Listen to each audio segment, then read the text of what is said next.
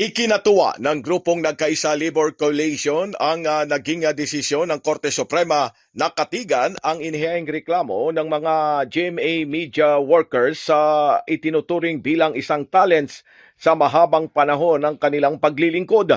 Ayon kay Nagkaisa Labor Coalition Chairman at Federation of Free Workers President Attorney Sani Matula, ito anya ay isang malaking tagumpay hindi lamang para sa mga manggagawa sa media, kundi para sa mga napakaraming manggagawa na may kaunti lamang sa buhay ngunit pasan ang pinakamabigat na kawalan ng katiyakan sa trabaho. Kadalasan anya ay wala ng ibang pagpipilian kundi pumirma sa isang convenient tag.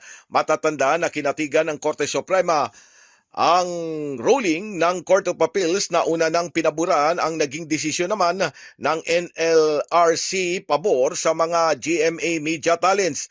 Paliwanag pa ni Atty. Matula na ang seguridad sa trabaho ay hindi palamuti lamang sa ating saligang batas kung saan ay ipinaalalaan niya ng Korte Suprema sa sambayanang Pilipino na ang paggawa ay hindi isang kalakal at ang mga karapatang konstitusyonal ay dapat bigyan ng katawan at buhay sa araw-araw na karanasan ng mga manggagawa.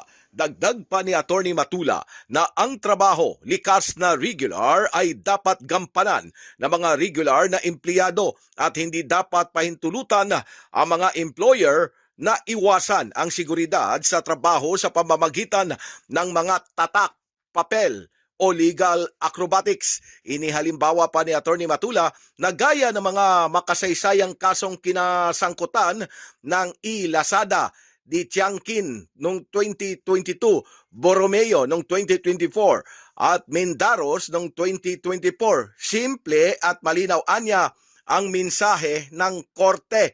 Ang realidad ang mananaig laban sa mga tatak.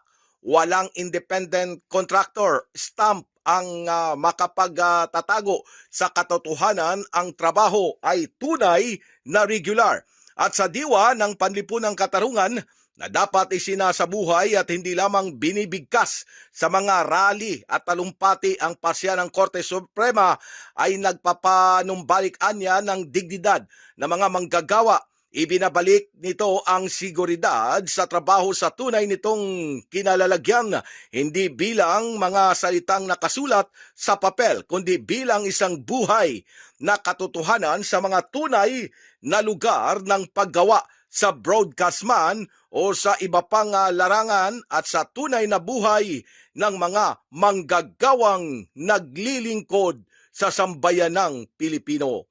Pilipinas, mula sa Quezon City, Silvestre Rambulabay, Radyo Kayumanggi.